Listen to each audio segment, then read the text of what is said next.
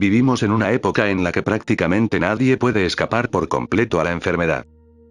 Desde pequeños, aprendemos que el cuerpo se desgasta, que enferma y que, con el tiempo, inevitablemente se debilita. Pero rara vez nos detenemos a cuestionar algo mucho más profundo. ¿Y si nuestra forma de entender la enfermedad estuviera incompleta? Piensa por un momento en esto: cada vez que recibes una mala noticia, tu cuerpo reacciona. El pulso cambia, la respiración se altera, los músculos se tensan. Y, de la misma forma, una buena noticia puede llenarte de energía, de fuerza, incluso de una sensación de bienestar difícil de explicar. Entonces, si algo tan intangible como un pensamiento puede influir de forma tan directa en el cuerpo, ¿hasta dónde llega realmente ese poder? Durante siglos, han existido corrientes de pensamiento que sostienen una idea muy distinta a la que solemos aceptar: que el cuerpo no es lo que realmente somos, sino más bien un instrumento. Y que aquello que llamamos enfermedad podría no ser simplemente un fallo, sino un proceso. Un proceso de cambio. De ajuste. Incluso, según estas ideas, de renovación. Puede sonar extraño, incluso incómodo. Porque estamos acostumbrados a ver el dolor como algo que hay que eliminar cuanto antes, como un enemigo al que hay que vencer. Pero ¿y si en algunos casos fuera una señal? ¿Un intento del propio organismo, o de algo más profundo, por recuperar el equilibrio? Ahora bien, esto no significa negar la importancia de la medicina, ni ignorar las causas físicas de las enfermedades. Sería un error peligroso hacerlo. Pero sí nos abre la puerta a una pregunta diferente: ¿qué papel juega nuestra mente en todo esto? Porque lo cierto es que vivimos rodeados de creencias. Creencias sobre la edad, sobre el deterioro, sobre lo que es posible y lo que no. Ideas que hemos heredado sin cuestionarlas y que, poco a poco, acaban moldeando nuestra forma de vivir y también de enfermarnos. ¿Qué pasaría si cambiáramos esas creencias? ¿Qué pasaría si empezáramos a ver el cuerpo no como algo separado de nosotros, sino como un reflejo de nuestros estados internos? Hay quienes defienden que cada pensamiento deja una huella. Que cada emoción tiene un impacto. Y que, de alguna manera, lo que ocurre en nuestro interior termina manifestándose en lo físico. No es una idea nueva. Pero sigue siendo, incluso hoy, profundamente desafiante. Porque nos obliga a asumir algo importante: que quizá no somos simples espectadores de nuestra salud, sino participantes mucho más activos de lo que creemos. En este vídeo no se trata de aceptar estas ideas sin más. Ni de rechazarlas automáticamente. Se trata de explorarlas. De cuestionarlas. Y, sobre todo, de abrir un espacio para reflexionar sobre algo que nos afecta a todos: la relación entre nuestra mente, nuestro cuerpo y aquello que llamamos enfermedad. Porque tal vez, solo tal vez, entender esta relación de una forma diferente puede cambiar también la forma en la que vivimos. En la presente época de la vida de nuestro planeta, apenas si puede nadie escapar enteramente a la acción de las enfermedades corporales.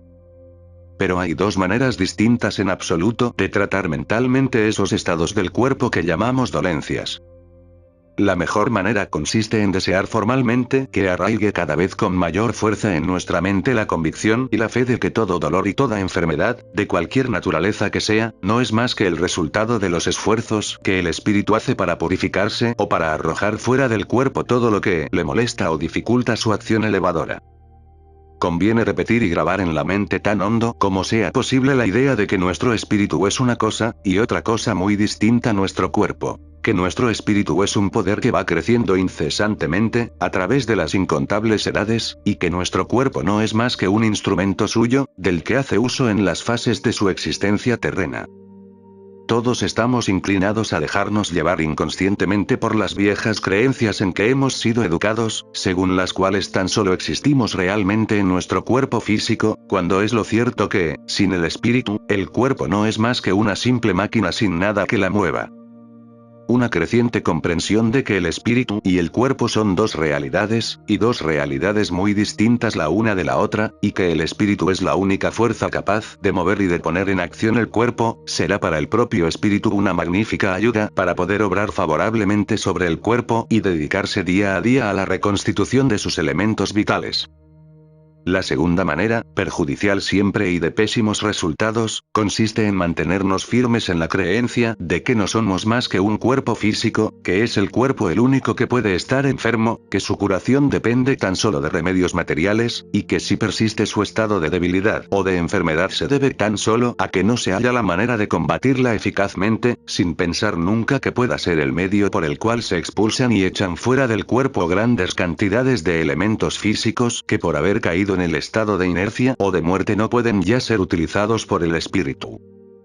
Esto indica completa ignorancia de la existencia del espíritu, y esta ignorancia acrece la intensidad y la mortalidad de las enfermedades corporales, hasta que por último nuestro verdadero y único poder, el espíritu, se hace incapaz de sostener más tiempo un cuerpo medio muerto, y al fin lo abandona, como quien se aligera de una carga excesivamente pesada. A este acto del espíritu es a lo que llamamos muerte, y no es en realidad más que el abandono por el espíritu de una carga con la que ya no podía. Existen hoy en el mundo, en torno de nosotros, muchísimas personas que viven así medio muertas, o sea, dicho con otras palabras, que sus espíritus no pueden dar vida más que a la mitad de su cuerpo.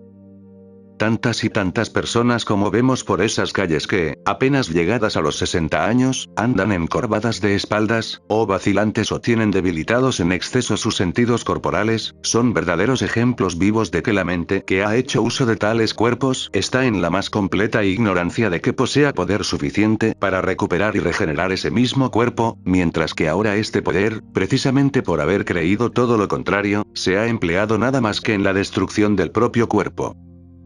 Porque, cuando la mente se afirma en la creencia verdadera, el cuerpo sale de toda prueba gradualmente purificado, con fructíferas energías y más fuerte que nunca. En el sentido físico, podemos decir que ha ganado juventud en lugar de haber envejecido. Procuremos también inculcar esta idea en aquellos que nos rodean, pues esto contribuirá a aligerar nuestros males físicos, ya que al cambiar mucho o poco la actitud de sus mentalidades, abrimos una puerta para que la parte más elevada de nuestro yo pueda ejercer su acción benéfica sobre el cuerpo. La creencia en esta verdad pone a la mente en condiciones de dominar cada vez más al cuerpo, dominio que ha de acabar por liberar al cuerpo de toda clase de dolores. Las pruebas o dolores físicos por los cuales hemos de pasar actualmente, no es necesario que se prolonguen durante todo el proceso de nuestra purificación y refinamiento. Las primeras pruebas son siempre las más duras, pues a medida que el espíritu vaya fortaleciendo su fe en estas verdades, las cuales cada día verá demostradas más palpablemente, el cuerpo pasará por las pruebas que han de ir acreciendo el poder del espíritu cada vez con menos dolor. A cada nuevo elemento de verdad que el espíritu se incorpore, el cuerpo sufrirá un cambio favorable.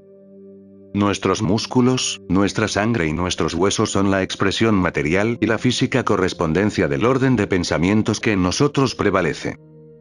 Opérese un cambio en nuestro estado mental y enseguida un cambio correspondiente se operará en las cualidades de la materia visible que forma nuestro cuerpo. Si lo que constituye la parte invisible de nuestra personalidad ha cambiado, ha de cambiar forzosamente la parte visible, pues ambas siempre se corresponden. Y cambios tales, en límites más o menos extensos, se están continuamente operando en nuestra vida cotidiana. ¿Desea una persona una buena noticia o bien hágasele la promesa de que obtendrá alguna mejora en su situación, y enseguida se operará en su cuerpo un cambio bien manifiesto? Sus ojos brillarán con más intensidad, sus músculos cobrarán vigor y fuerza, y cada uno de sus movimientos será más firme y resuelto. No es tan solo que un nuevo elemento mental haya ejercido su acción sobre ese cuerpo, sino que al propio tiempo se ha asimilado también nuevos elementos materiales.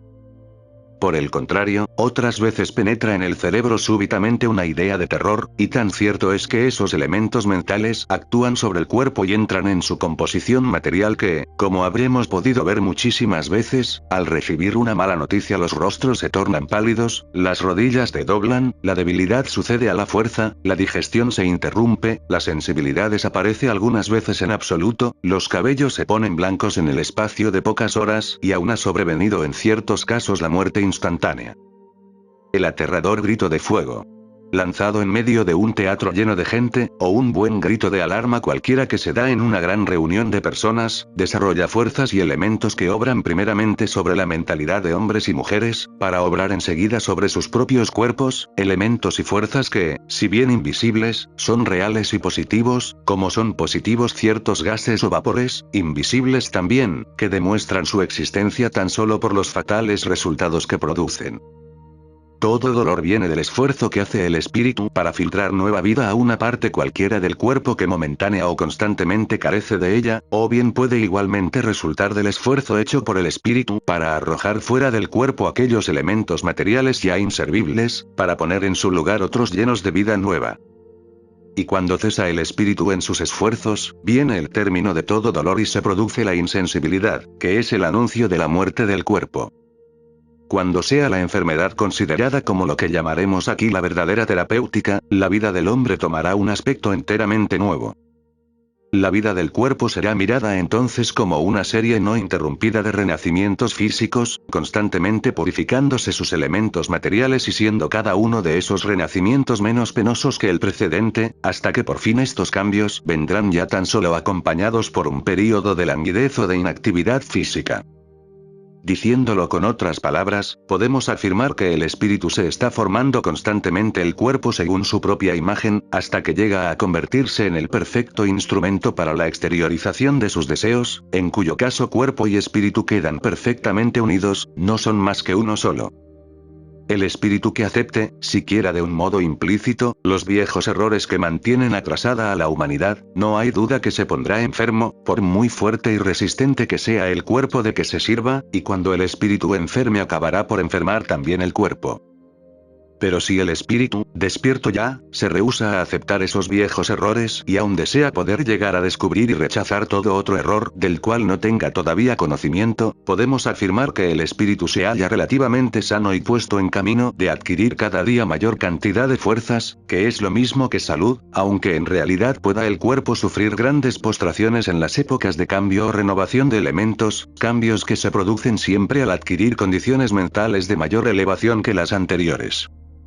Pero estos períodos de dolencia física acaban siempre por traernos una más perfecta salud, debido a que, cuando la mente sigue la buena y recta dirección, impulsa al cuerpo para que la siga, del mismo modo que cuando la mente vaga en la ignorancia, sin noción siquiera de que ella constituya ya en realidad el poder que ha de guiar al cuerpo, acepta ciegamente los errores que el mismo cuerpo, en cierto sentido, le enseña, y emplea todas sus fuerzas en seguirlos y en aumentarlos todavía.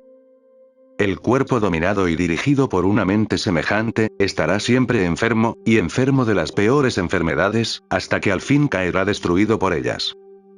El cuerpo dominado y dirigido por una mente que sigue la buena dirección, que tiene una fe creciente en su propio poder, con lo cual aumenta cada día sus fuerzas, podrá ciertamente sufrir enfermedades y dolores, pero su espíritu saldrá de todas estas pruebas purificado y fortalecido, con más fuerzas que nunca para resistir toda clase de males y evitarse la absorción de elementos mentales inferiores emitidos por entes muy atrasados todavía, absorción peligrosa para toda clase de personas muy sensibles e inagotable fuente de males sin cuento. En muchísimos casos el espíritu es llevado a anidar en un cuerpo con el cual habrá de vivir constantemente en guerra, y es que ese cuerpo puede venir ya al mundo cargado con una especie de segunda mentalidad, procedente tal vez de muy bajos y rastreros elementos mentales absorbidos durante las épocas de la gestación, de la infancia o de la juventud. Y esta mentalidad de naturaleza tan inferior puede dominar al cuerpo durante muchos años, y aun quizá durante la vida entera, mientras que el yo verdadero, el espíritu o mente superior, podrá tan solo ejercer su influencia sobre una sola parte del cuerpo, y nada más que en ciertos períodos que le sean favorables, al paso que la mentalidad inferior domina casi de continuo el cuerpo con sus bajos y groseros deseos. Y es que las corrientes mentales inferiores, todo carne, dominan fácilmente en este plano de la existencia, y dificultan la acción de las corrientes mentales más elevadas poniéndoles obstáculos y fuertes barreras. De manera que hasta el espíritu que trabaja para la preservación de su cuerpo actual puede sufrir grandes dolores y enfermedades, lo cual proviene de la guerra entablada entre el espíritu y el cuerpo. El espíritu busca la manera de poner el cuerpo en perfecta concordancia consigo mismo y prueba de arrojar fuera de él todos los viejos pensamientos de muerte en que ha sido educado. Pero el cuerpo resiste, el cuerpo posee una individualidad propia y desea conservarla, y en los esfuerzos que hace el espíritu siente, no tan solo una especie de intrusión en esa individualidad, sino también un ardoroso deseo de destruirla para siempre. Y este es el caso en que actualmente nos hallamos. Si la individualidad del cuerpo está hecha de errores y de mentiras no puede prevalecer, ha de ser forzosamente destruida, pues nada puede durar eternamente sino lo que está fundado en la verdad. La enfermedad, pues, no es más que un medio para la renovación de las partes viejas del cuerpo, del mismo modo que construimos a veces una pared nueva aprovechando algunos de los restos de la vieja, añadiéndole, empero, algunos materiales sanos, y así acabamos por levantar finalmente una pared realmente nueva. No hay nada nuevo bajo el sol, pero existen innumerables cosas que ahora son desconocidas y que serán para nosotros, cuando las conozcamos, en realidad nuevas. Hemos llegado apenas a tocar el borde de nuestra verdadera vida, y sabemos muy poco acerca de lo que significa vivir. No nos es posible apoderarnos de lo nuevo todo de una vez. La verdad no podemos recibirla más que a pequeñas dosis, pues una gran claridad hecha súbitamente es capaz de dejarnos ciegos. Una súbita y no esperada revelación de las posibilidades de la vida sería causa de cambios físicos también excesivamente súbitos, capaces de producir un verdadero desequilibrio entre el espíritu y el cuerpo, y aún capaz de destruir inopinadamente este último. El abandono de los elementos viejos para ser reemplazados por otros nuevos debe ser obra de un proceso perfectamente graduado. Sucede lo mismo que con la digestión. Demasiados alimentos tomados de una sola vez perturban las funciones del estómago y muchas veces le causan grandes dolores. Querer apoderarse de golpe de un excesivo número de ideas nuevas es lo mismo que poner el vino nuevo en botellas viejas. Estas botellas viejas representan el cuerpo ya gastado y decrépito, y el vino son los pensamientos nuevos o verdades recientemente adquiridas. Toda idea es una fuerza, y no conviene que el cuerpo reciba mayor cantidad de fuerza de la que pueda buenamente apropiarse, pues corre el peligro de que la excesiva fuerza antes contribuya a la destrucción del cuerpo que a su conservación. Las ideas verdaderas y nuevas producen en nuestro cuerpo un cambio de substancia física, en virtud del cual la sangre, los huesos, los músculos y los nervios se fortalecerán y se harán más resistentes.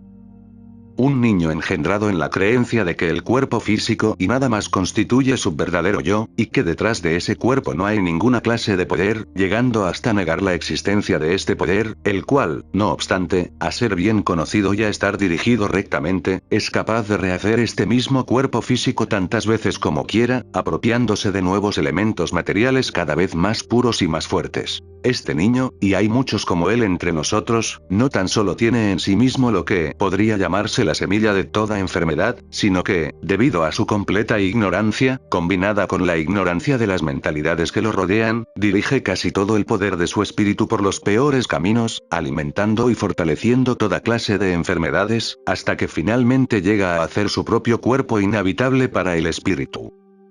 Esta es una condición o cualidad mental que, más o menos, a todos nos afecta, y algunas veces es llamada la mentalidad inconsciente. Esta, en el fondo, está constituida por la creencia en el error que tal vez hemos absorbido de otros hombres durante la infancia y la juventud, error que nunca nos hemos tomado la pena de examinar y el cual ciegamente hemos ido convirtiendo en nuestra propia creencia, casi sin saber que creíamos en él. Y esta creencia, naturalmente, nos afecta con tanta mayor fuerza cuanto más consciente es en nosotros. En ese error inconsciente viven hoy todavía muchos millares de hombres jóvenes, fuertes y sanos, en la más completa posesión de su vigor y de su fuerza muscular, los cuales, sin embargo, creen que al llegar a la edad de los 50 años su vigor de ahora empezará a decaer, y que entre los 60 y los 70 años alguno de los males que son herencia de la carne se apoderará necesariamente de ellos, acabando a la postre con su cuerpo, lo cual engendra su consciente creencia en la enfermedad y en la muerte. Decirles a estos jóvenes seriamente que tiempo vendrá en que el superior conocimiento del hombre le permitirá mantener en buen estado su cuerpo tan largo tiempo como le plazca y en condiciones de vitalidad siempre mejores, sería lo mismo que atraernos su burla o bien provocar en ellos esa obstinada incredulidad que no permite ni por un momento siquiera considerar una idea nueva como verdadera posibilidad. Nada es más peligroso que permanecer en ese estado mental en virtud del que rechazamos de plano, sin dar lugar a reflexiones de ningún género, toda idea nueva o desconocida, juzgándola fuera de razón o digna tan solo de un visionario.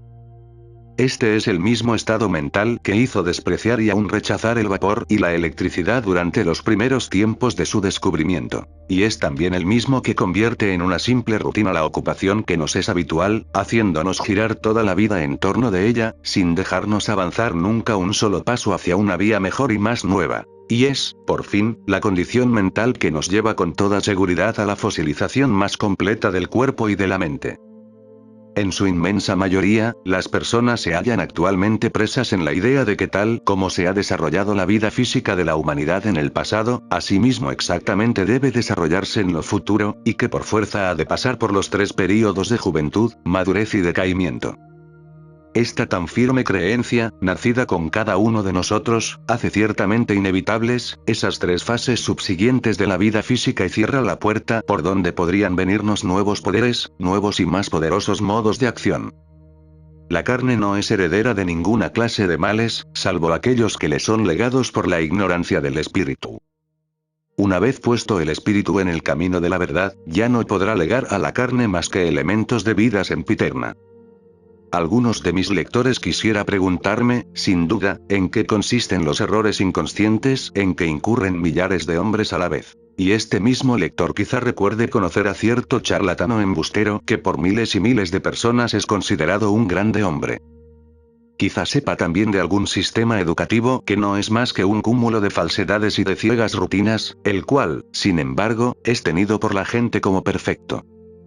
Quizá, finalmente, la guerra que 2 naciones se han declarado le parecerá a mi lector una verdadera e inmensa idiotez, mientras que muchos millares de personas la aceptarán como una necesidad política tan solo porque desde la infancia ha sido trompeteado el sonido de esas 2 palabras en torno de él y se le ha fijado indeleblemente en el cerebro. Cada uno de nosotros sabe muy bien que existen ciertos usos y costumbres no tan solo perfectamente inútiles, sino hasta muy perjudiciales, a pesar de lo cual van perpetuándose de generación en generación, sin que la gente se tome la molestia de hacer al respecto un examen más o menos detenido.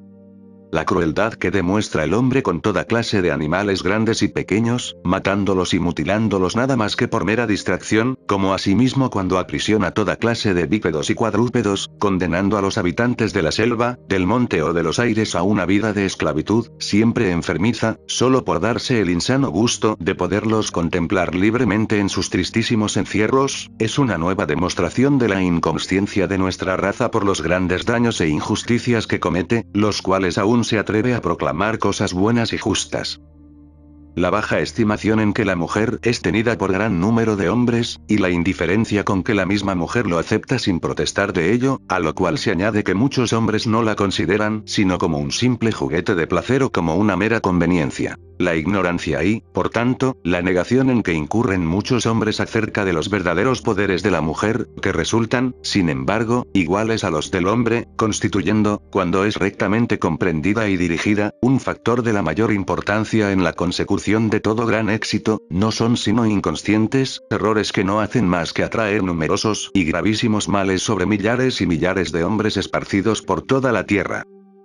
La ignorancia casi en absoluto dominante de que el pensamiento es una fuerza que puede obrar aún a muchas millas de distancia del cuerpo de donde ha surgido. El hecho de que la inmensa mayoría de los hombres ignore que todo pensamiento o idea es como un imán invisible que ha de atraernos, en substancia material, lo que aquella idea representa. La general creencia de que nada importa lo que pensemos mientras no digamos a nadie nuestro pensamiento. La ignorancia de que cuanto pensemos de los otros o de nosotros mismos puede tener algo que ver con nuestra salud o nuestra enfermedad, con nuestra fortuna o nuestra miseria. El desconocimiento de que mediante la asociación con mentalidades inferiores a la propia podemos irnos hundiendo inconscientemente en los abismos de la miseria física y aún de la miseria espiritual, pues nada nos perjudica tanto como la absorción de elementos mentales inferiores, la incredulidad acerca de que todo ser ha vivido en el pasado otras muchas vidas físicas y que ha de vivir en lo futuro aún muchas más, encarnado o sin encarnar. Todo esto no constituye sino una pequeña parte de los inconscientes errores que prevalecen en torno de nosotros.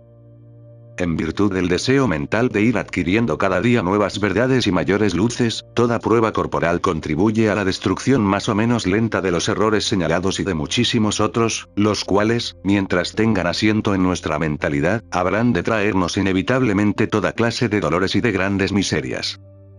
La verdad nos hará libres, se dice en los textos bíblicos, y así es ciertamente.